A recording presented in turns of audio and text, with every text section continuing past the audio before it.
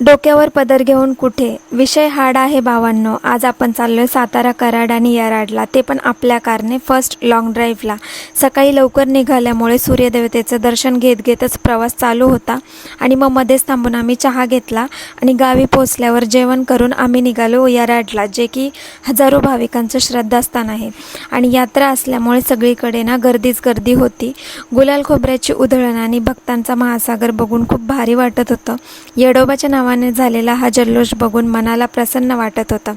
हलगीचा कडकडाट आणि गुलालाची उधळण आणि ती उंच उंच डोलणारी सासनकाठी, तर हीच असते देवाची पालखी। तर पालखी झाल्यावर आम्ही नदी किनारी गेलो होतो, तिथे खूप भारी वाटत होतं आणि मग नंतर पालखी संपल्यावरती गर्दी कमी झाली।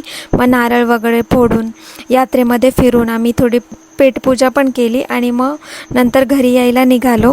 जर तुम्ही यावर्षी ही यात्रा मिस केली असेल तर हा व्हिडिओ पाहून दर्शन घ्या आणि कमेंटमध्ये एकदा जोरात सांगा, येडोबाच्या नावानं चांग भलं। अशाच व्हिडिओसाठी फॉलो करायला विसरू नका। भेटूया नेक्स्ट ब्लॉगमध्ये। बाय।